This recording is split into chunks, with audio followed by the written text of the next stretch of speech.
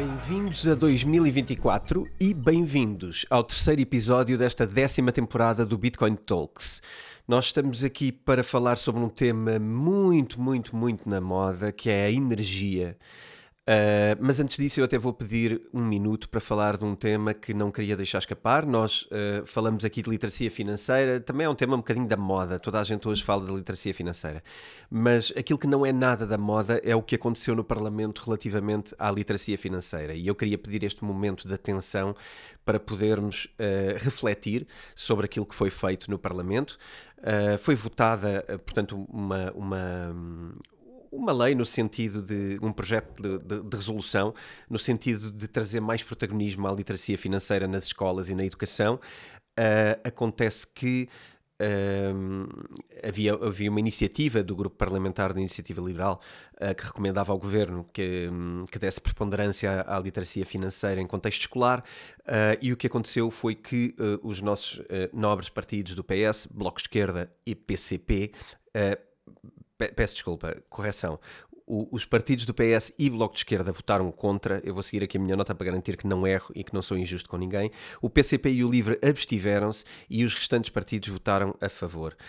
Com isto, foi reprovado este referencial de educação financeira e, portanto, voltamos a não passar da cepa torta no que diz respeito a colocar a literacia financeira no mapa da educação. Portanto, posto isto, tirem depois as conclusões que quiserem sobre o porquê destas coisas. Cabe-nos a nós continuar e passar à frente para a literacia financeira. Neste caso, vamos falar um bocadinho de outro tipo de literacia, que é, vamos falar de ecologia, vamos falar de energia, vamos falar de alguma ciência de algibeira, e vamos falar dos ataques feitos a Bitcoin e às criptomoedas em geral, muito pela ignorância daquilo que é a energia usada nas criptomoedas. Muita gente fala disto, pouca gente sabe responder a isto. Há alguns estudos académicos sobre a matéria. Nós vamos analisar, escrutinar e concluir sobre cada um deles neste episódio, e vamos permitir que toda a gente que se interessa por criptomoedas possa, no mínimo, argumentar e ter base para falar sobre este tema que tantas vezes é atacado, às vezes até por políticos. Engraçado. Vamos então pegar no tema e começar com o primeiro chavão, que é a grande mentira. Ok, então, na realidade, se todas as afirmações feitas sobre a Bitcoin nos mídias, na mainstream, fossem verdade, Bitcoin acabava por ser uma daquelas coisas extraídas lá do quinto dos infernos, não é? Era provavelmente uma coisa criada pelo demo e que só veio ao mundo para criar a maldade, para alimentar os Ponzi Schemes, para criar o submundo e alimentar o crime, o narcotráfico e todas estas coisas. E criar também instabilidade monetária. Com esta última eu até consigo concordar, porque de facto um dos objetivos de Bitcoin é criar instabilidade monetária, mas num sistema monetário falido e que não protege os interesses do cidadão. E portanto eu aí até consigo concordar um bocadinho. Vamos lá falar da energia. O tema da moda permite que se fale de Bitcoin sem se falar de Bitcoin. Isto é uma manobra engraçada, porque nós acabamos por falar de Bitcoin a dizer que ela polui, mas acabamos aqui entre três territórios. No primeiro território, as pessoas que são a favor de Bitcoin e que sabem que Bitcoin é importante não vão passar a ser contra Bitcoin por causa da energia, não é? Portanto, estamos a falar de energia, não estamos a falar de criptomoedas, não estamos a falar das vantagens que elas trazem para o sistema, e portanto as pessoas, como já perceberam a vantagem que ela traz, para elas a energia não é uma grande questão e portanto não acrescenta nada à conversa. Aqueles que são contra ficam um bocadinho mais satisfeitos e usam este argumento para ser contra e para difamar Bitcoin, sem sequer ter que aprender sobre ela, e assim podem falar sobre uma coisa e podem quase desculpar porque é que não se interessam. Eu não me interesso muito por Bitcoin, não é? Porque isso é uma coisa poluente e só serve para os elevadores do sobe e desce e para fazer especulação, e portanto eu não faço parte e não preciso de aprender sobre Bitcoin. Mas depois temos uma terceira fação que eu acho que é interessante, que são as pessoas que podem interessar-se por aprender um bocadinho mais sobre Bitcoin e que podem sofrer este afastamento por causa de não ser uma coisa teoricamente ecológica e de gastar muita energia. Então, o que é que estamos aqui para fazer? Vamos criar uma análise a tudo o que são as problemáticas da energia e as problemáticas de como é que funciona o consumo das criptomoedas e da Bitcoin especificamente. Vamos falar, afinal, consome ou não demasiada eletricidade. Vamos refletir sobre o que é demasiada eletricidade. Vamos comparar quanto é que ela consome quando comparada com outras coisas que consomem, outras empresas, outros dispositivos, outros sistemas de consenso. Vamos comparar o que é que ela consome comparada com outras moedas que também consomem energia, ou com outros sistemas de pagamento, ou com outra coisa. E isso vamos concluir ao longo do episódio. E vamos garantir que não vamos comparar alhos com bugalhos ao longo do episódio, porque o que a comunicação mais gosta de fazer é comparações que soam bem, mas que não servem para nada, e portanto aquilo que vamos fazer aqui é comparar coisas com coisas que cumprem os mesmos objetivos, para podermos de facto concluir de forma lógica e inteligente se isto é ou não uma boa ideia. Então, a primeira coisa que me parece importante abordar é que vamos dar-lhe aqui um título. Vamos fazer uma comparação da blockchain como sistema de consenso. No caso, vamos usar sempre a Bitcoin, ok? Porque, por exemplo, o Ethereum já não é uma blockchain baseada em Proof of Work. Precisamos aqui de separar as águas. Portanto, as criptomoedas diferem entre si. Todas as que são Proof of Work continuam a ser criptomoedas que usam a energia como uma base de alimentação da sua blockchain. Portanto, a energia é consumida e é relevante. No caso de outros protocolos, como o Proof of Stake, o consumo de energia é irrisório. No caso do Ethereum, passou a consumir menos 99,99% de energia desde que adotou o Proof of Stake e, portanto, são completamente insignificantes no consumo de energia que conseguem, que necessitam de fazer para manter a sua blockchain ativa. Portanto, desde já separar as águas. Uma coisa é criptomoedas, outra coisa é a Bitcoin ou outras blockchains que usam Proof of Work. Separar as águas, não vale a pena queremos meter as criptomoedas todas no mesmo saco, porque são muito poucas aquelas que ainda hoje usam o Proof of Work e que, portanto, consomem energia. E aquilo que me compete aqui provar também é que são muito poucas, mas eventualmente são as melhores, são as mais necessárias, são as mais confiáveis e são aquelas de que o mundo necessita para continuar a ter uma alternativa de poder. Vamos aos key takeaways que eu espero conseguir com este episódio. Em primeiro lugar, percebermos que as redes de blockchain consomem menos energia do que a maioria dos sistemas financeiros tradicionais. E a maior parte da energia que utilizam é de fontes renováveis. Okay? Em segundo lugar, dizer que as inovações nos mecanismos de consenso, como a mudança de sistemas de prova de participação eficientes, são reduzidos significativamente e o consumo de energia cripto é cada vez menor na realidade. E em terceiro lugar, concluir que a cripto e a blockchain podem oferecer soluções diretas para questões sustentáveis em várias indústrias e que são muito mais sustentáveis do que as alternativas usadas hoje por essas mesmas indústrias. Eu sei que isto é ambicioso e até é um bocadinho técnico, portanto vamos relaxar um bocadinho mais na conversa e entrar em coisas muito, muito objetivas. E vamos começar por calcular ou falar sobre o cálculo que existe sobre qual é o consumo de energia. Afinal, quanta energia consumimos com as redes de Bitcoin, neste caso. A Bitcoin é a maior blockchain do mundo e é a blockchain mais fiável, a que nunca foi abaixo, a que nunca sofreu ataques. Quem conhece o Bitcoin Talks já ouviu estas expressões muitas vezes no tempo. E, portanto, claramente, colocarmos aqui a energia na conversa é um bocadinho desviarmos a atenção para uma coisa menor. Mas ainda assim vamos aceitar este desafio e quantificar. A energia consumida pela Bitcoin é estimada no ano de 2022 entre 115 e 130 terawatts por ano. Terawatts-hora por ano.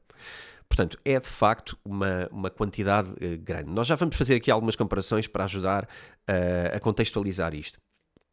A questão é, em primeiro lugar, percebermos que A energia que a Bitcoin consome é a energia que existe disponível no mundo para consumir. Okay? A Bitcoin não consome energia nem mais limpa, nem mais suja do que qualquer outra coisa que consome energia, do que uma máquina de lavar, do que um computador, de qualquer outra coisa. A Bitcoin consome a energia disponível, por defeito. E é ligada à rede normal de distribuição de energia. Isto por base. Portanto, dizer que Bitcoin polui muitas vezes pode ser só, ou que tem muitas emissões de carbono, muitas vezes é só uma mensagem errada, porque as emissões de carbono que as criptomoedas geram não são geradas a partir do equipamento das criptomoedas. O equipamento das criptomoedas não gera qualquer tipo de carbono, não gera nada. A única coisa que faz é consumir energia. Tal como consome este portátil, este telemóvel, os nossos devices todos que temos aqui, a iluminação e etc. Portanto, a energia é tão limpa quanto as fontes de produção da energia que nós usamos para a vida, para a humanidade, para a sociedade, para tudo. Isto difere, e nós diferimos daqui para o lado positivo, que é se e quando muito, e já vou falar sobre as provas disto, difere para o lado mais ecológico e para o lado mais renovável. Tende para aí. E tende para aí porquê? Porque normalmente as fontes de energia renovável são fontes de energia que se conseguem mais baratas perto da fonte de energia, nomeadamente a energia hídrica, a energia solar e a energia eólica. Estas são as origens principais do consumo de energia da Bitcoin. Portanto, se em média todos consumimos X% de energia não limpa e não renovável, a Bitcoin, quando muito, consome mais limpa do que a média das coisas todas que consomem energia. Porquê? Porque, por defeito, como é uma coisa de grande consumo intensivo de energia, quem funciona neste segmento da economia, portanto, esta indústria da mineração, aquilo que faz é aproximar-se de fontes de energia renovável para conseguir que ela seja mais barata. Porque, de facto, o preço kilowatt é das coisas mais estratégicas para um produtor de mineração. Portanto, quando se fala de mineração, atenção, não estamos aqui a falar de minérios, de extração de minérios, de poluição, de nada. Estamos a falar de uma figura de estilo que tem a ver com uma blockchain, com um conceito digital e com criptografia. E esta criptografia precisa de muita energia para ser resolvida. São problemas matemáticos. Tendencialmente, estas pessoas que têm grandes rigs de mineração, grandes mining farms pelo mundo fora, tendem para energias renováveis. Porquê? Porque são normalmente as mais baratas quando bem aproveitadas. São também aquelas que conseguem mais otimização, já lá iremos. Vamos falar de um tema, vamos abordar isto de várias perspectivas. Vamos falar de regiões. Para quem esteja mais informado sabe que aqui há pouco mais de um ano atrás houve um crackdown pela parte da China no sentido de desviar a mineração, de proibir a mineração. Na China, a maioria da mineração estava instalada em centrais hídricas. Okay? Muita gente acha que estava ligado às centrais de carvão, não é nada disso. Estava ligado normalmente a grandes barragens, que é o que a China tem, e grandes centrais hidroelétricas, e era aí que estava a maioria das operações de mineração. A verdade também é que isto foi, a mineração ao sair da China foi desviada e teve um momento de dificuldade, que inclusivamente até trouxe um pouco mais de energia suja ao consumo total da Bitcoin, nomeadamente com a entrada de grandes centrais de mineração, tanto nos Estados Unidos como no Cazaquistão, que curiosamente são países muito fracos no que diz respeito à energia limpa. Os Estados Unidos, sim, é quem mais fala sobre energia limpa, é quem mais polui. Mas apesar disto, já houve uma recuperação e um ajuste, e nomeadamente ao nível da Escandinávia, também já se faz novamente energia tendencialmente muito mais limpa. Isto não é só porque haja uma vontade nas criptomoedas de querer fazer as coisas com uma energia mais limpa e mais sustentável, é também porque de facto é mais lucrativa. Okay.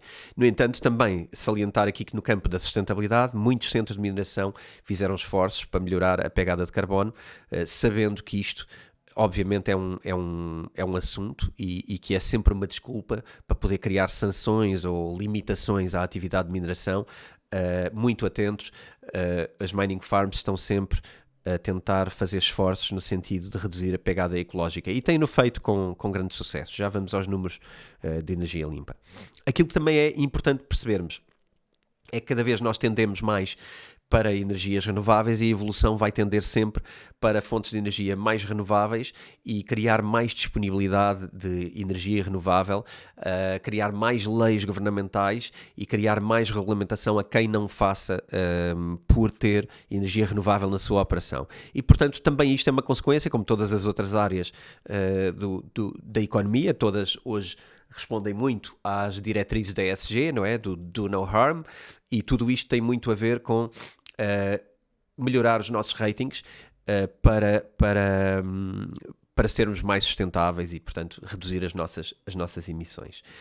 Este estudo, que fala sobre cerca de 130 terawatts-hora, é um estudo de Cambridge Bitcoin Electricity Consumption Index. Nós vamos meter um conjunto de links no final deste e nos comentários deste episódio, e, portanto, para quem quiser depois ver quais são os estudos que analisámos e quais foram as bases que usámos para fazer esta análise, vai poder ter um conjunto de links que os leva diretamente às fontes, ok?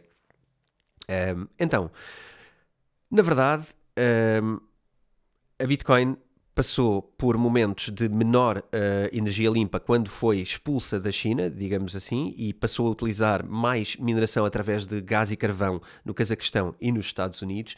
Mas uma coisa engraçada de vermos é que no resto enquanto Bitcoin consegue ter uma comparação de energia limpa entre os 40% e os 70% da energia que a rede de Bitcoin consome é energia limpa, é energia renovável, a média do consumo da indústria e das casas americanas, dos lares, está em cerca de 23%. Okay? E, portanto, aqui podemos perceber que, percentualmente, o consumo de energia de Bitcoin é muito mais limpo do que a média do consumo de energia que nós temos. Portanto, na realidade, é importante percebermos que existe aqui uma grande percentagem de energia limpa. 1.2 que eu gostava de fazer era uma semelhança entre esta energia limpa e outros serviços financeiros. A banca tradicional, por exemplo, nunca é colocada numa balança se consome energia limpa ou não. Mas se analisarmos estes dados, percebemos provavelmente que a banca tradicional nos Estados Unidos usa uma energia como a maioria da indústria dos lares e que, portanto, se situa nos 25% versus a Bitcoin nos 70 e tal por cento ou nos 50 e tal por cento, dependendo dos dois estudos que usa. E, portanto, aqui podemos pensar, ok, qual é a quantidade de energia que consome cada um? Lá iremos, mas a percentagem de energia limpa na Bitcoin parece ser muito maior do que a percentagem de energia limpa na banca tradicional. E gostava de deixar na vossa cabeça a semente do porquê. Porquê é que em Bitcoin perguntamos e falamos muito sobre consumir energia limpa ou consumir energia fóssil, mas na banca tradicional ninguém quer saber disso. E gostava de perguntar se seria porque muita gente consegue compreender perfeitamente que a banca tradicional tem uma função na sociedade, que cumpre um objetivo, que é executar transferências, ter contas bancárias, executar empréstimos, fazer todo um serviço financeiro. E se calhar na Bitcoin, como as pessoas ainda não sabem muito bem para que é que serve, o que é que faz, qual é o objetivo, aquilo que se focam são as ervas daninhas da conversa, que é quanto é que consome de energia. Porque é bastante fora de tópico, quando estamos a analisar um serviço financeiro, pensar quanto é que ele consome de energia. Eu sei que pode ser interessante, e pode ser interessante analisarmos isso em todas as áreas da indústria, mas quando isto é tão importante, quando se fala de Bitcoin, e tão pouco importante quando se fala da banca tradicional, claramente falta-nos aqui uma informação, que é, se analisamos numa, porque é que não estamos a analisar na outra?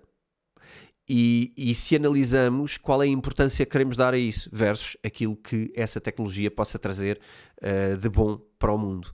Portanto, isto era algo que era importante fazer e nós vamos fazer um bocadinho mais à frente no episódio, que é comparar com o sistema da banca tradicional e perceber se gasta assim tanto. Depois, perceber uma coisa, e este é um ponto 3 sobre comparações, é que qualquer comparação do consumo de energia da blockchain com outras atividades depara-se com um problema de comparar alhos com bugalhos, como eu disse no início, ou maçãs com laranjas, como preferirem. Porque na realidade, não há nenhuma outra tecnologia do mundo que consiga trazer as mesmas valências do que o Bitcoin traz. E não estou só a falar de ser uma moeda. Muita gente vai achar que para que é que eu preciso de criar uma moeda que consome tanta energia quando já tenho uma moeda governamental que se calhar não consome tanta. Também vamos já analisar se consome assim tanta ou não. Mas a verdade é, estamos a esquecer de uma coisa fundamental. Bitcoin não é só uma moeda, é um sistema de pagamento. E portanto, se queremos analisar todo o consumo de energia de Bitcoin, temos que analisar e somar aqui algumas partes para podermos comparar duas coisas comparáveis. Temos que comparar moeda com moeda, mas temos que lhe somar sistemas de pagamentos com sistemas de pagamentos. E quando analisarmos aqui sistemas de pagamentos alternativos e o consumo que eles têm, somado do consumo de criação de moeda e gestão de moeda, se calhar já estamos a comparar uma coisa mais comparável. E se calhar já não vai ser tão distante o número geral que nós vamos atingir no fim desta comparação. Então, factos de relevância. Vamos começar a dizer números. Em primeiro lugar, queria quantificar aquele número que vos dei dos cerca de 130 terawatts ano.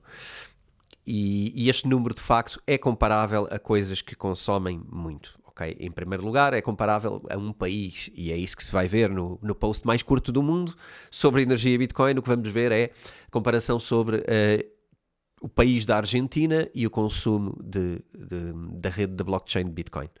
E, de facto, é semelhante. No entanto, um bocadinho aqui mais à frente, já vão perceber que não é assim tão incomum haverem tecnologias ou haverem corporações ou haverem empresas cujo consumo elétrico fica nesse nível de comparação. Nomeadamente coisas como a Google, coisas como o YouTube, coisas como outras tecnologias que nós usamos diariamente e que também não nos perguntamos muitas vezes qual é a energia que consome.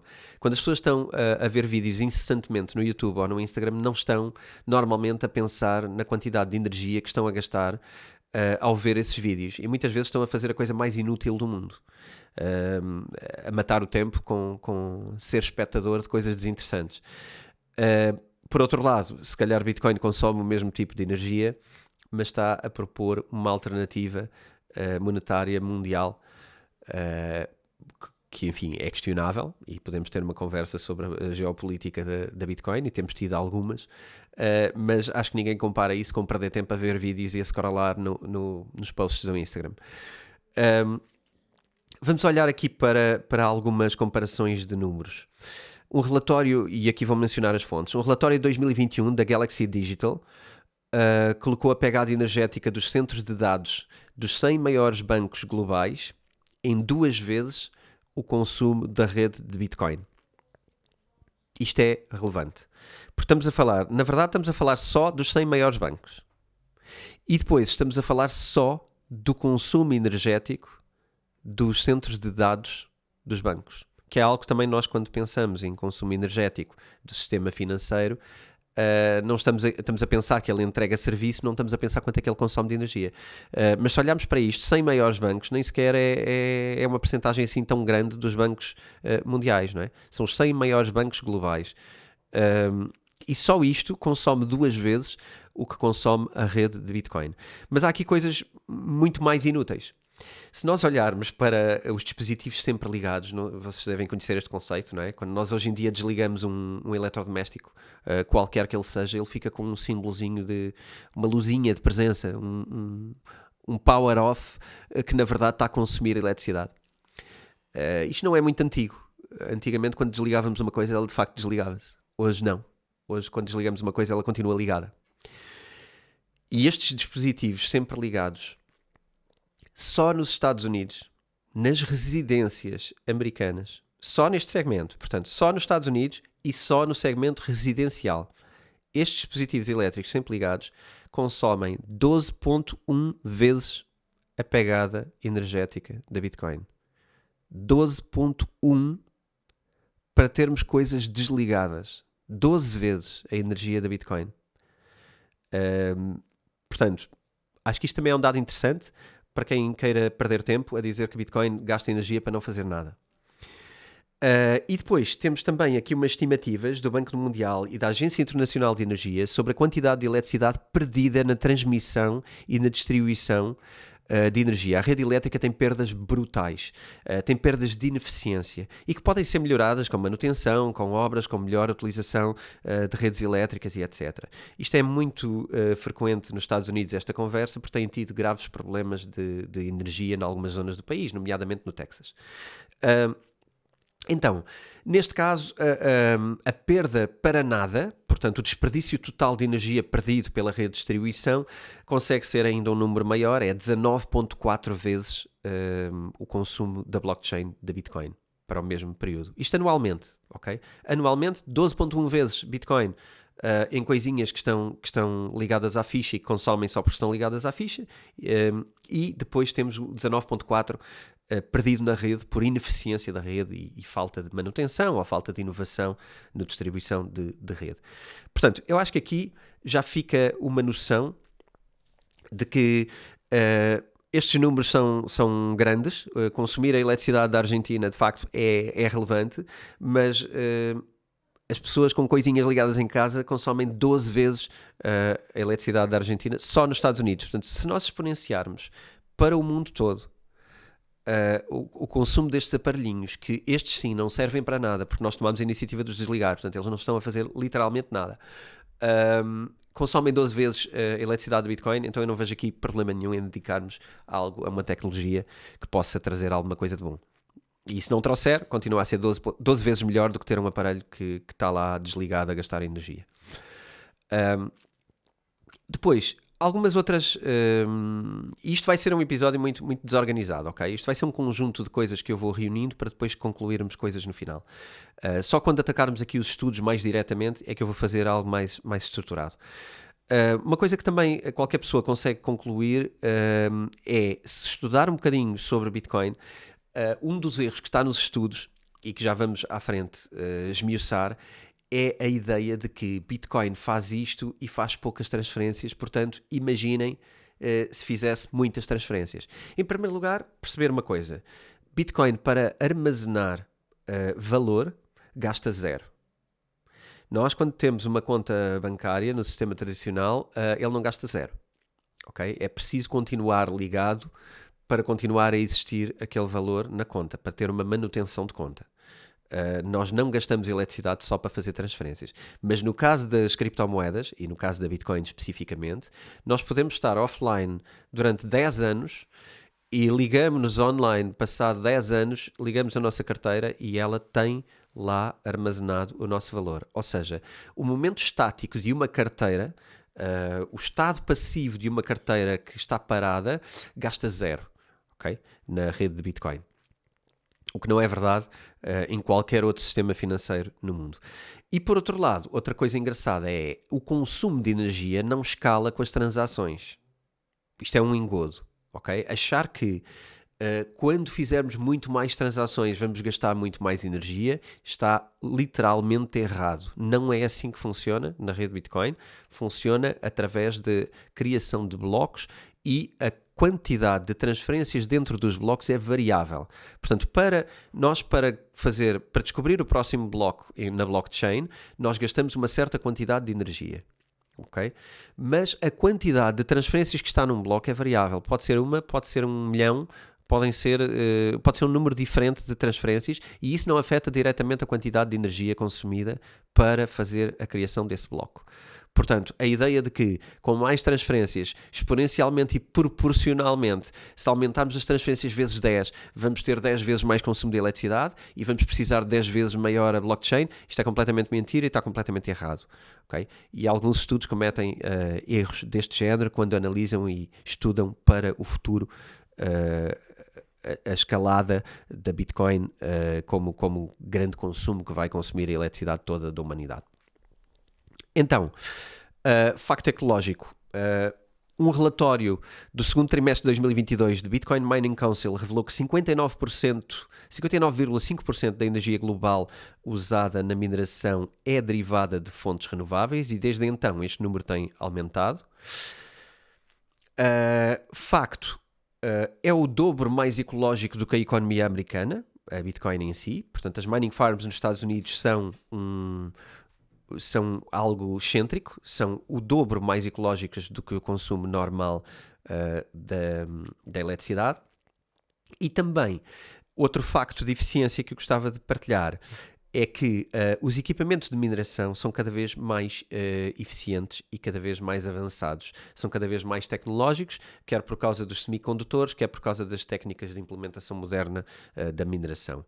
E existe um aumento de eficiência de 46% anualmente na mineração de Bitcoin.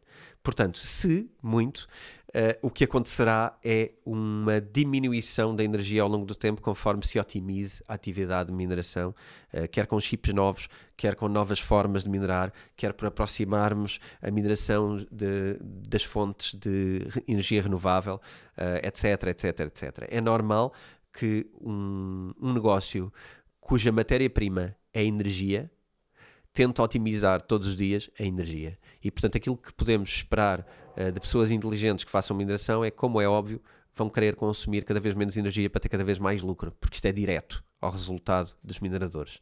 Ok? Bom, ficamos com estes factos. Outro facto engraçado e que gostava desde já começar a semear a ideia é a escalada das transferências de Bitcoin, e isto é outro erro dos estudos. A escalada do número de transferências na rede Bitcoin não vai ser feita dentro da blockchain. As transferências em blockchain continuarão a ser transferências, como eu digo muitas vezes, de grandes valores e conferências de settlement. A maioria da escalada das transações vão ser feitas em layers, em redes como a Lightning Network e outras. Okay?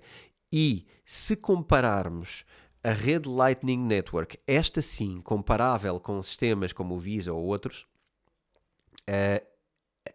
a Bitcoin teve um estudo, a Lightning Network teve um estudo em 2022 que concluiu que é 56 vezes mais eficiente do que o sistema bancário tradicional no que diz respeito ao consumo de eletricidade. Okay? Fica esta semente, porque mais à frente já vamos pegar nela para comparar com um estudo. Posto isto e separando as águas, eu acho que já dá para perceber que o problema das criptomoedas e da poluição das criptomoedas e da pegada de carbono nas criptomoedas, na verdade, é uma grande mentira. Primeiro, porque hoje em dia, se calhar 90%, mais de 90% das criptomoedas, como o Ethereum, e aproveito para partilhar aqui um gráfico que o Miguel há de pôr aqui, para que vocês possam ver sobre como é que a adoção do Ethereum por Proof of Stake, o que é que impactou em termos de consumo de energia, e este gráfico, além de bonito, é explicativo, para quem quiser ver a versão vídeo. Mas a verdade é que reduziu em 99,9%. Portanto, passou de uma comparação que pudéssemos dizer que é, imaginem, um tamanho de poluição que equivale à Torre Eiffel, ok? No caso do Ethereum, vamos fazer esta comparação, passou a ser uma bola de ténis, no que diz respeito à quantidade de poluição. Portanto, existem eficiências, tecnologia, inovação, preocupação com o ambiente, e tudo isto acontece porque criptomoedas pretendem trazer mudanças positivas e estão sempre atentas àquilo que possam melhorar. No caso da Bitcoin, não passará a Proof of Stake, espero eu, nunca, porque os seus objetivos é melhorar outra coisa. Vamos lá a um argumento de funcionalidade. E aqui vou pegar num relatório da OCDE, que diz que, isto são afirmações da OCDE, a OCDE reconhece o imenso potencial das ledgers distribuídas para melhorar a eficiência em vários campos, incluindo infraestrutura, cadeias de suprimentos e manufatura. Isto tem a ver com o quê? Utilização do papel da blockchain para cadeias de valor, para identificação. Hoje em dia um dos grandes problemas da logística mundial é a traceability, ou seja, a nossa capacidade de perceber a origem dos produtos. O mais simples para nós, se calhar, é fazer uma comparação e perceber qual é a veracidade de uma cadeia de produção de um produto biológico, por exemplo, e perceber se ele é verdadeiramente biológico. E uma blockchain, por exemplo, ao integrar-se numa cadeia de valor, e isto pode ser a blockchain da Bitcoin, como é óbvio, pode validar a origem deste produto através de inserção de dados em blockchain. E isto, por exemplo, pode melhorar não só a nossa eficiência, como inclusivamente medir pegadas de carbono de outras coisas. Ou seja, a própria blockchain pode ser um medidor não só de rastrear a origem dos bens, como de garantir que eles próprios são produzidos de forma sustentável e ética. E este é um dos grandes campos de investigação e uma das coisas que tem sido mais usada, que é criar transparência e incentivar as empresas a usar práticas amigáveis do meio ambiente. Portanto, existe uma pressão vinda das blockchains que tem a ver com transparência e verdade, e que só as blockchains é que são capazes hoje de a tornar confiável. E este argumento vem do lado de uma coisa que normalmente é atacada por ser poluente. Portanto, é engraçado que podemos jogar aqui até o jogo ao contrário, dizer não, isto não é, isto eventualmente até polui, mas o que nós vamos permitir em termos de comunicação sobre quem é que está a poluir vai ser muito mais produtivo por termos aqui uma coisa que consegue controlar efetivamente com verdade a origem das coisas que são limpas e a origem das coisas que têm pegadas de carbono elevada. E portanto, se calhar temos que gastar alguma energia para chegar a verdades confiáveis, não é?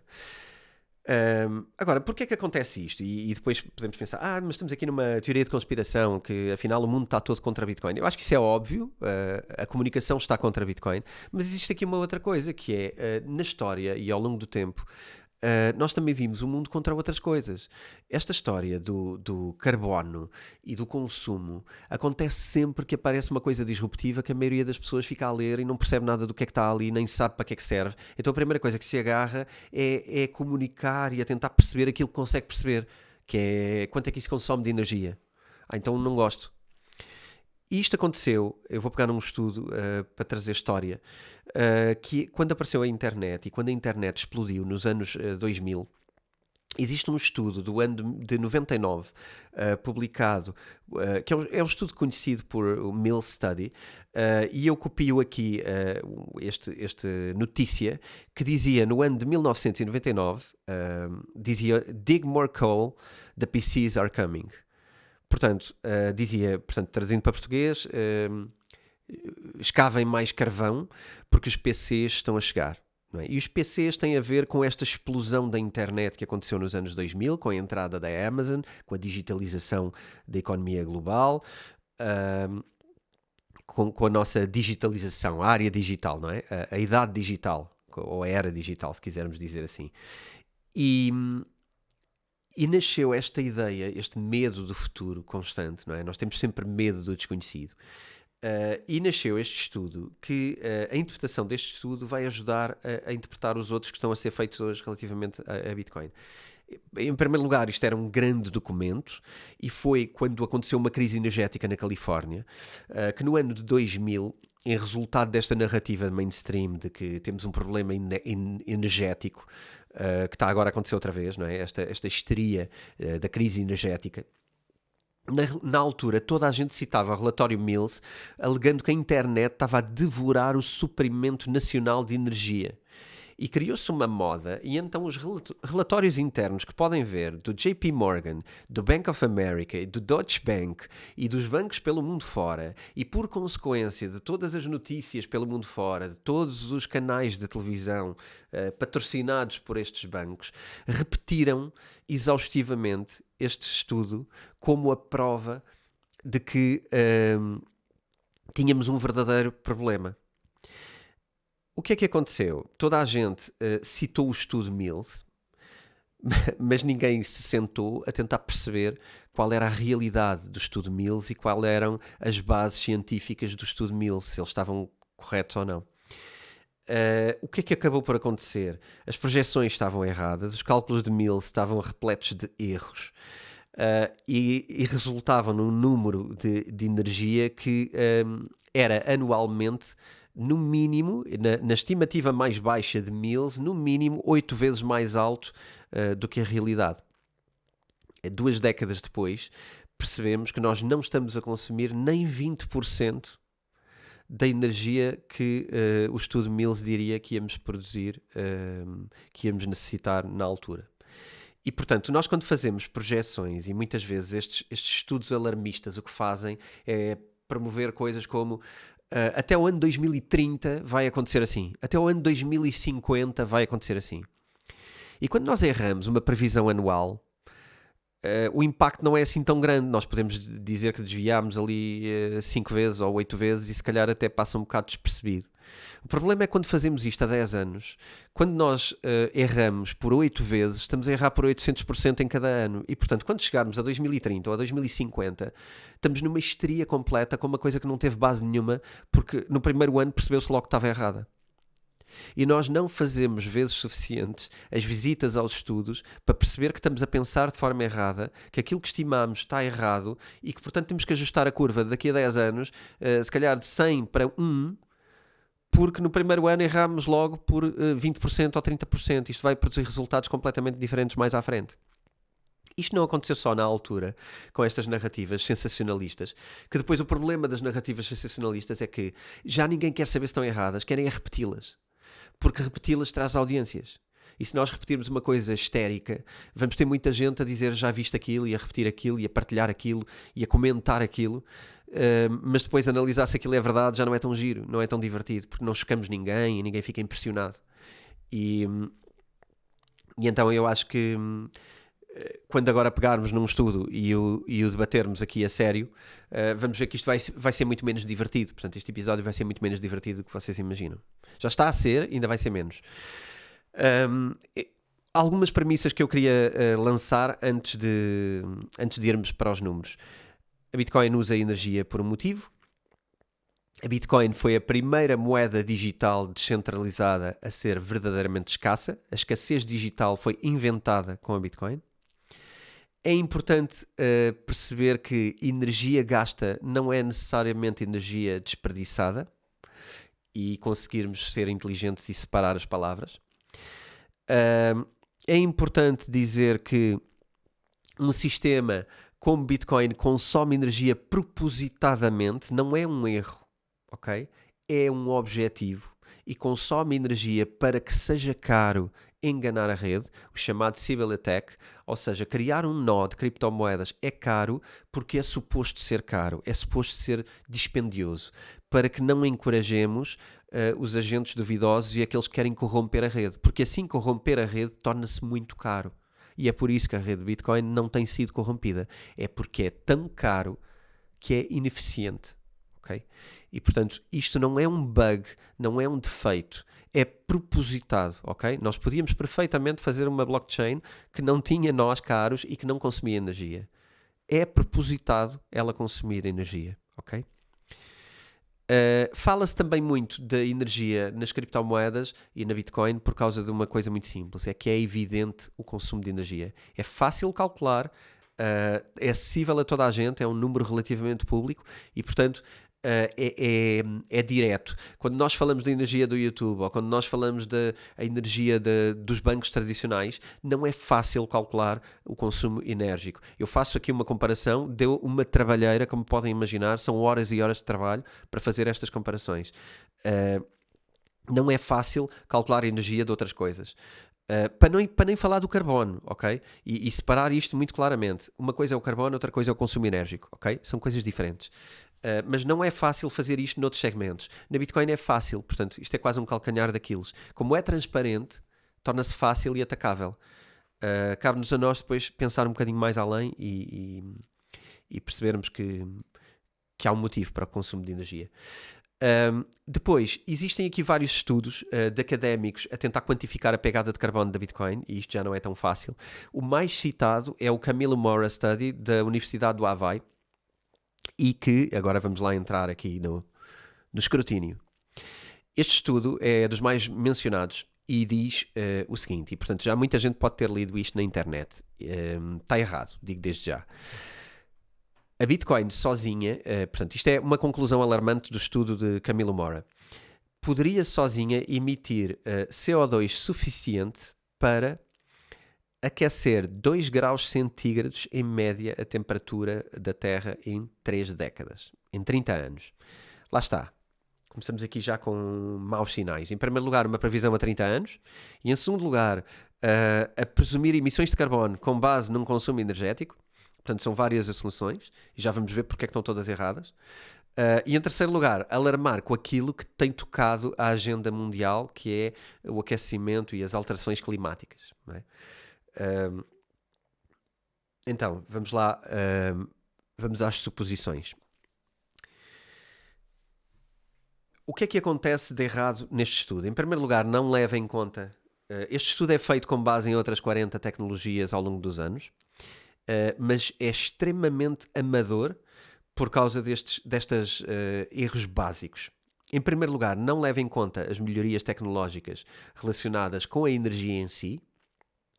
Em segundo lugar, assume que o hardware de mineração fica igual ao longo destes 30 anos, e qualquer pessoa com 2 dedos de testa vê que os mineradores são lançados novos modelos constantemente, com mais eficiência, mais capacidade e o menor consumo possível. Este estudo viola completamente uma prática que é super frequente nos estudos. Em tudo o que tem a ver com tecnologia, as práticas nos estudos consideram a evolução tecnológica e a evolução do hardware ao longo dos anos. Este estudo viola completamente essa regra dos estudos, na medida em que não considera melhorias tecnológicas em 30 anos. Portanto, logo aqui devia ser alarmante para quem olhar para o estudo, se calhar pegar e logo meter de parte. Mas vamos continuar. Ele prevê também uma velocidade de adoção em Bitcoin totalmente sem precedentes. E aqui isto quase dá vontade de rir. Eu próprio vou precisar de abrir aqui o meu Excelzinho de comparação, porque as transações de Bitcoin, isto até me custa, as transações de Bitcoin em 2017 totalizaram 104 milhões de transações no ano. Okay? Isto representou 0,03% das transações mundiais de dinheiro, sem considerar o dinheiro físico. Ele estimou para 2020 e 2023 cenários médios e pessimistas 11 bilhões de transações no ano 2020 ou 8 bilhões de transações no cenário mais conservador. 8 bilhões de transações no ano 2023 versus 104 milhões de transações em 2027. Ora, o que é bom e o que é que o tempo nos permite? O tempo permite-nos, uma vez que já passámos o ano de 2023 e ele já terminou, podemos analisar o que é que ele previu neste estudo e o que é que aconteceu de facto. Então vamos lá ver. A previsão mais lenta que o Camilo Moura tinha para o ano de 2023 em número de transações de Bitcoin era 8 bilhões de transações de 2023. Ok? Isto dava 21 milhões de transações por dia na rede Bitcoin. Agora querem saber qual é o número de transações efetivo? No ano de 2023, em vez de 21 milhões por dia, o que aconteceu foram entre 200 mil e 500 mil por dia. Isto dá 0,01 vezes aquilo que foi previsto. Ou seja, o Sr. Camilo Moura previu 110 vezes mais transações na rede Bitcoin no ano de 2023 do que aquilo que aconteceu de facto. Agora, se isto é um estudo sério, eu não sei o que é um estudo não sério.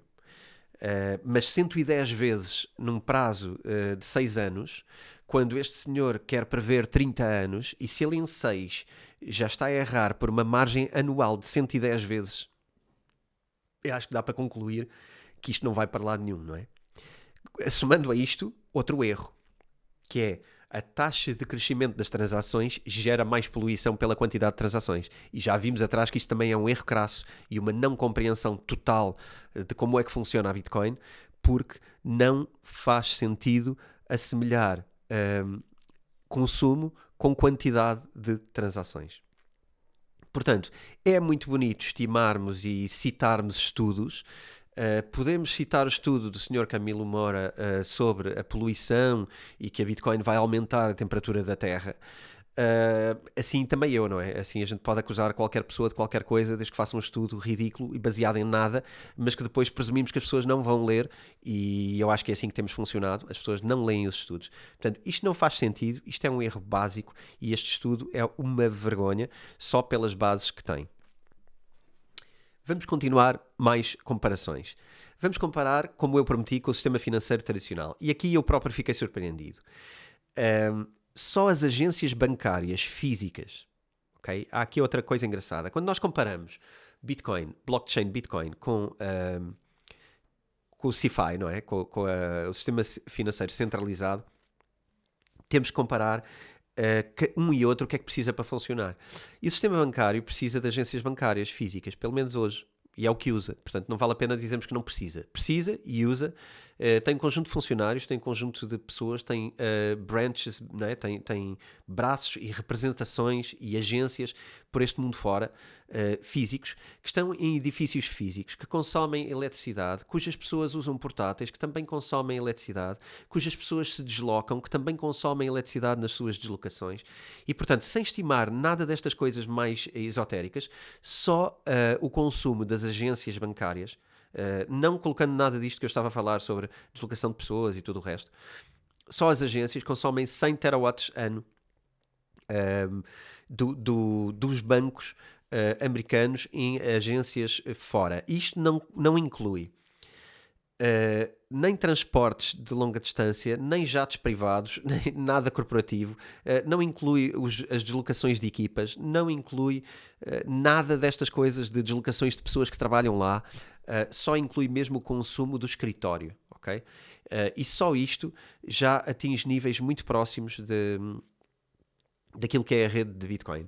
Outra coisa bem mais inútil, a queima de gás. Isto é algo bastante escondido na nossa não eficiência, mas existem, na extração de petróleo, existe a queima de gases que são extraídos pela extração de petróleo e que são queimados na atmosfera. Isto, o Banco Mundial estimou em 142 bilhões de metros cúbicos que são queimados anualmente na extração de petróleo. Portanto, só nos custos acessórios e na ineficiência de algumas indústrias poluidoras está um consumo e uma poluição milhares de vezes superior àquilo que é a rede de Bitcoin. Mais, por exemplo, $1 de alumínio, extração de alumínio, $1 de alumínio é 10 vezes mais poluente do que $1 em Bitcoin. E também ninguém está a pensar muitas vezes sobre quanto é que o alumínio polui, mas é 10 vezes mais poluente cada dólar que é extraído de alumínio. Depois existem todas umas outras ineficiências, não é? Nestas indústrias extratoras, como por exemplo o próprio ouro, não é? Se compararmos com o ouro é menos poluente do que Bitcoin.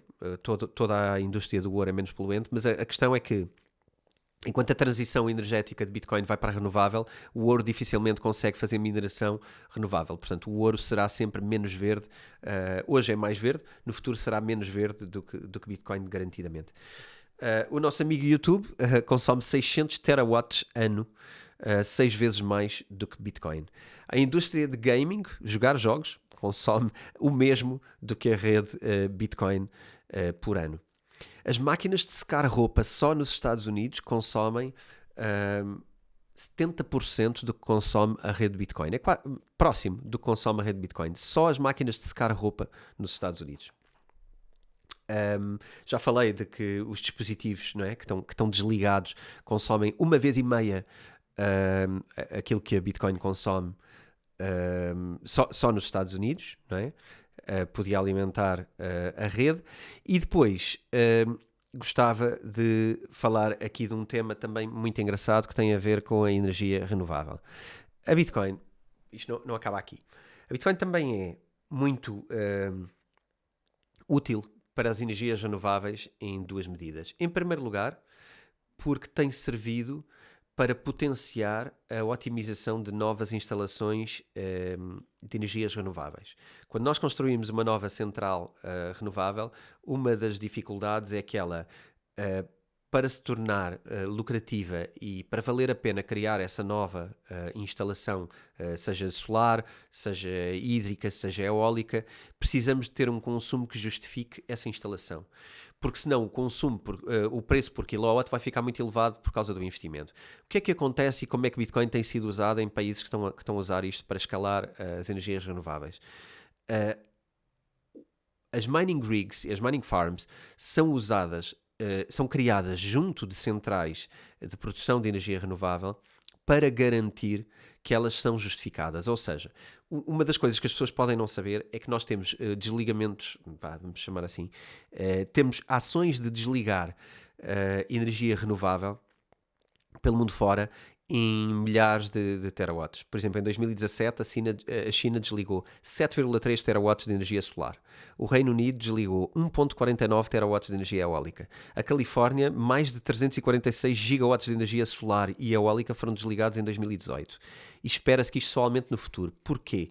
Porque estamos a criar fontes de energia renovável, mas depois elas não são as fontes de energia mais económicas. E as redes de energia o que fazem é que primeiro qualificam para a rede a energia mais barata. Primeiro compram aos fornecedores mais baratos. Favorecendo, é certo, os renováveis, mas primeiro compram aos mais baratos para poder disponibilizar a energia. Porque a energia não pode ser acumulada. Esta é uma questão difícil. Claro que o Elon Musk tenta acumular energia nas suas incríveis baterias, que já constrói para cidades, mas isto ainda não é eficiente, ainda não é popular, ainda não está instalado. Portanto, o problema da energia é que normalmente não é facilmente armazenável e não é facilmente distribuível a distâncias superiores a 100 milhas. O que é que acontece?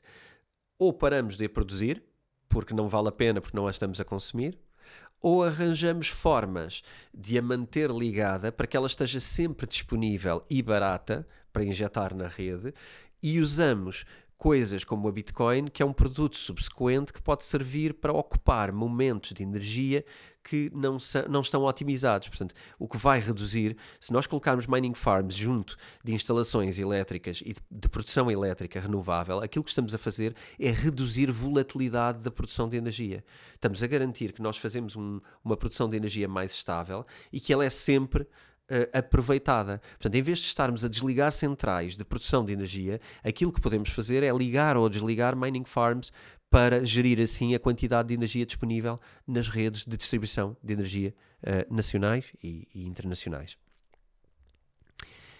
Então, isto tem sido usado, ok? Tem havido inúmeras formas de potenciar energia em países que estão a abraçar a implementação de mining farms junto dos seus produtores de energia.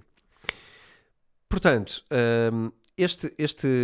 estas insinuações, tal como outra que eu gostava de colocar aqui no ecrã, que partilho esta imagem convosco, que diz que Bitcoin mining está no caminho para consumir toda a energia do mundo em 2020. Okay? Esta barbaridade foi dita em 2017, não foi assim há tanto tempo.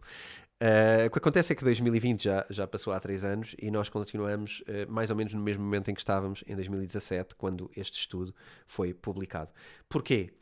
Porque o consumo de energia da Bitcoin está 1000 vezes abaixo das alegações científicas deste estudo também e desta notícia, que depois foi papagueada pelo World Economic Forum e que diz que em 2020 a Bitcoin vai consumir mais do que o mundo gera hoje em energia.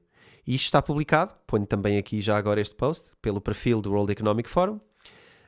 E o que é que cita? Cita este artigo que eu vos mencionei aqui atrás, que está 1000 vezes errado na sua estimativa, portanto, 1000 vezes por ordens de dimensão, ok? 1000 dimensões abaixo. E isto foi publicado em 2017 pelo World Economic Forum, muito esclarecido sobre o consumo de energia. Eu não sei como é que ainda cá estamos e como é que a Bitcoin ainda existe se não está a consumir toda a energia do mundo. Dizer também, eu falei há pouco sobre algumas empresas internacionais que consomem quantidades incríveis de energia. Google, YouTube, Facebook, Amazon, a indústria de cruzeiros, as luzes de Natal, as máquinas de secar roupa, já falei, os jatos particulares reunidos, são outras formas de consumo de energia extremamente dramáticas. Então, conclusões. 1. Tirar da ideia que a Bitcoin está a tentar ser uma rede de pagamentos mais barata do mundo. Não pretende ser, não é. No entanto, a verdade é que pode ser. Se pensarmos que a Lightning Network será a rede do sistema de pagamentos que existirá em Bitcoin, existirão outras, mas se pensarmos que Lightning Network será provavelmente o equivalente a um sistema de pagamentos, temos uma eficiência 56 vezes maior do que qualquer outro sistema de pagamentos que temos hoje. E aqui, explicar isto um bocadinho melhor. Quando comparamos a Visa, ou quando comparamos o PayPal, ou quando comparamos o sistema de pagamentos que temos hoje, não estamos a comparar isso com um sistema de pagamentos. A Visa não é um sistema de pagamentos, é um layer em cima de um sistema de pagamentos. Eu já falo aqui de qual é que é o sistema de pagamentos que está por trás, mas não, o Visa é um sistema de layer em cima, não são verdadeiras transferências. Os settlements só acontecem a espaços. Assim como as transferências bancárias, elas depois são feitas em bulk, são feitas em grupo, ok? Por um sistema, esse sim, que consome mais do que a rede Bitcoin para existir, ok? Portanto, quando comparamos um sistema como o Visa a um sistema como o Bitcoin de pagamentos, temos que comparar com o Lightning Network, não com Bitcoin. E o Lightning Network é 56 vezes mais eficiente e menos enérgico. Por isso é que eu digo que temos que comparar alhos com alhos e bugalhos com bugalhos. Outra coisa que me parece importante é perceber que a moeda, eu não comparei com moedas governamentais, eu tenho aqui um conjunto de dados, enfim, este episódio será sempre muito mais maçador quanto mais eu vos entregue a informação, mas a moeda em si consome muita energia e a moeda também polui muito, a moeda governamental. Mas não vamos entrar nesse detalhe. Aquilo que me parece mais importante é perceber as moedas governamentais são as moedas que nós temos hoje, mas nós cada vez mais estamos a poder cometer o erro de unir o sistema financeiro ao sistema governamental e o poder político com o poder monetário. E isto vai ser drástico nos próximos anos. Nós estamos a criar isto com as CBDCs e isto vai ser drástico. E aquilo que nós devemos olhar para o consumo de Bitcoin é a possibilidade de ficar fora da repressão e ficar fora de uma ditadura. Ao contrário do que possam pensar, a repressão dos grupos luta por direitos de igualdade e vê as suas contas congeladas. Por exemplo, na Rússia e em países por esse mundo fora. Os grupos que lutam por direitos de igualdade, que lutam por liberdade, por alternativas políticas, em países que são ditaduras, e para quem não esteja preparado, estão catalogadas 51 ditaduras no mundo em 190 países. Okay? Não é uma percentagem assim tão pequena. Mas são muito mais do que essas as ditaduras no mundo. São muito mais do que as 51. Porque as ditaduras vivem encapotadas e nós muitas vezes formalmente não temos a coragem, nem temos a capacidade de poder dizer que é uma ditadura, mas depois na prática, se virmos como é que as pessoas vivem, são ditaduras. E portanto há muito mais do que 51 ditaduras no mundo, mas pelo menos 51 estão decretadas pelas entidades que as identificam. E nós podermos ter entidades que lutam pela justiça e pelo equilíbrio social e que possam usar uma moeda não confiscável, estamos a trazer liberdade. E a liberdade não tem preço. Okay? Principalmente num mundo que caminha para não liberdade. Okay? E isto não tem preço. Okay? E não é seguramente a energia que a Bitcoin consome hoje que põe em causa o conceito. Isto porquê? Porque ao longo da história, se nós olharmos ao longo da história, sempre houve a possibilidade de podermos ter sociedades e revoluções e ter poder político na oposição e podemos criar associação livre de pessoas contra o poder e que ainda que tivesse que ser escondida, ela podia ser associada, as pessoas podiam se associar. Hoje as pessoas não se associam da mesma forma, não é? Quando estávamos no 25 de Abril, não é? As pessoas associavam-se de forma pessoal, não é? Juntavam-se, conversavam sobre, tinham que esconder-se, tinham que circular às escondidas, tinham que ter conversas codificadas, tinham que fazer um conjunto de coisas. Hoje as pessoas tentam fazer estas coisas online. O que acontece é que online é impossível, o escrutínio é total. E portanto não há liberdade online, não há liberdade, há censura online, cada vez mais. E, portanto, nós estamos a reduzir brutalmente a nossa capacidade de reagir, a capacidade de dizer basta, a capacidade de dizer que queremos mudar as coisas e queremos uma alternativa. Estamos a reduzir isso brutalmente, através de censura e através de retirar o acesso ao dinheiro. E quando entrarmos em CBDCs, teremos zero acesso a dinheiro assim que nos manifestarmos contra os poderes instituídos. E, portanto, isto é muito grave e a Bitcoin pode ser uma alternativa a isto. Em primeiro lugar. E deixar muito clara esta ideia de quando o homem perde a soberania no dinheiro, perde a soberania totalmente. O homem é livre enquanto tiver soberania financeira. em primeira instância, soberania intelectual, mas sem dúvida soberania financeira, porque quando não tiver o que comer vai ser um bocadinho difícil de batalhar e de se opor e de apresentar alternativas válidas de poder. Portanto, criar uma soberania no dinheiro, uma soberania individual no dinheiro, é criar uma oportunidade para a independência e é criar uma oportunidade para termos uma palavra a dizer sobre o destino das coisas. E, portanto, é fundamental e, mais uma vez, não tem preço. Um homem que tenha zero meios para se opor à ditadura é um homem que não vai conseguir fazer nada, não é? E muito menos associar-se.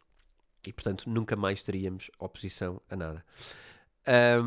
E isto tem acontecido pelo mundo fora. A maioria das pessoas não vê aqui na Europa, não é visível o quanto a Bitcoin tem servido para combater a soberania e para criar soberania individual, mas existem 4,2 bilhões de pessoas a viver debaixo de autoritarismos e 1,2 bilhões de pessoas a viver debaixo de dígitos de inflação, de 3 dígitos de inflação, ou seja, de inflações superiores a 100%. 1,2 bilhões de pessoas a viver debaixo de inflação de 3 dígitos, estas pessoas vivem na pobreza condenada pelo governo.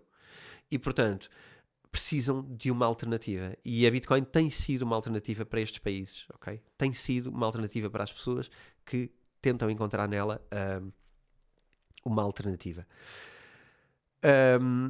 Enfim, queria só mencionar aqui que o sistema de pagamentos que tenho aqui a minha nota e já agora faz é o Fedwire, ok?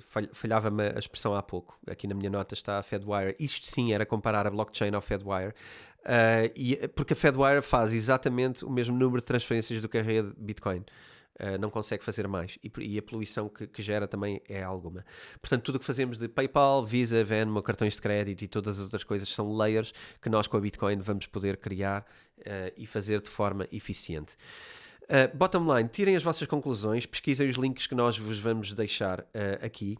Aquilo que me parece é que, sem dúvida nenhuma, a Bitcoin consome muita energia.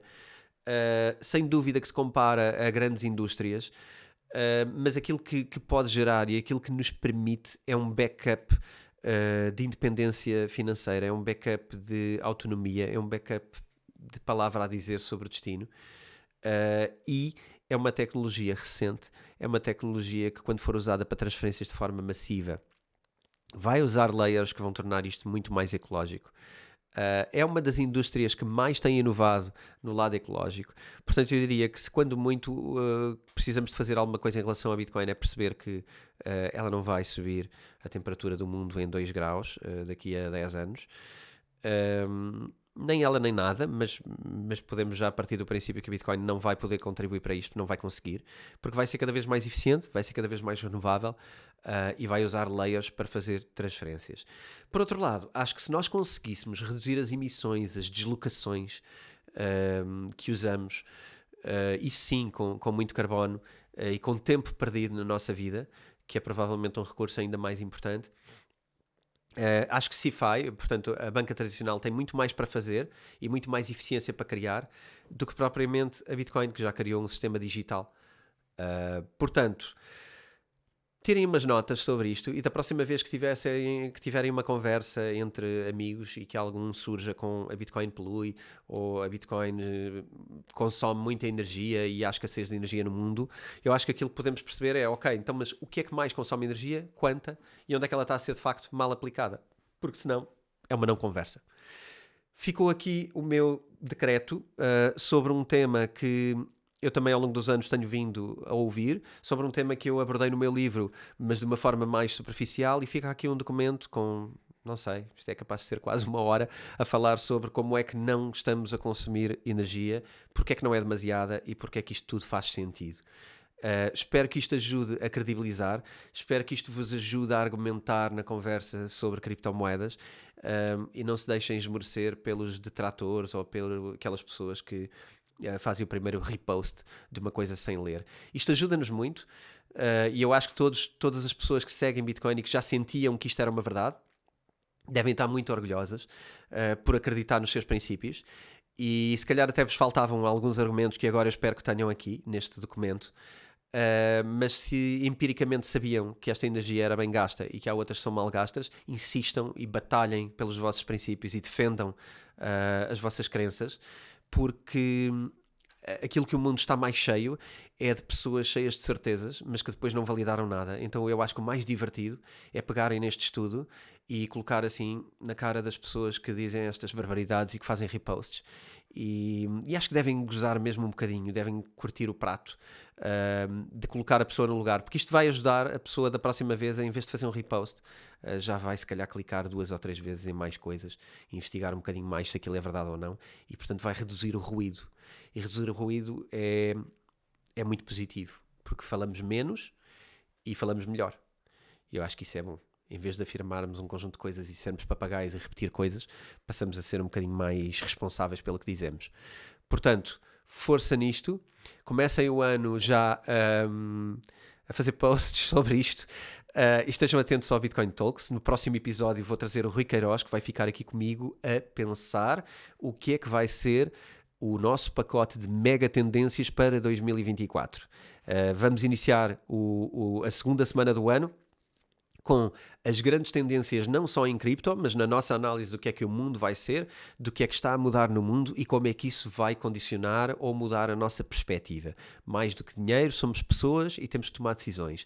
E, portanto, estamos aqui para, depois de termos analisado a consequência das nossas 2023, ganharmos coragem para nos arriscarmos e colocarmos outra vez a cabeça no cepo por tendências para 2024. Fiquem connosco, fiquem com o Bitcoin Talks, já sabem, se quiserem ainda mais profundidade de contacto connosco, não deixem de visitar www.schoolofself.pt, procurem a comunidade Discord e unam-se a este objetivo de trazer informação de qualidade. Como devem imaginar, este episódio é chato e cansativo, acredito, mas levou muitas horas a preparar e a tentar reunir dados que não são fáceis às vezes de reunir. Portanto, se querem informação de qualidade e se querem mais quantidade de informação de qualidade, aquilo que podem fazer é achar que faz sentido contribuir para nós e assim como comprariam um jornal, se calhar subscrevem a nossa comunidade do Discord, a comunidade António de Vilaça Pacheco, onde vão ter um conjunto de conteúdos garantidos ao longo do ano e onde vão poder falar connosco no Discord numa base diária. Fica aqui a minha despedida. Até para a semana e grande abraço para todos.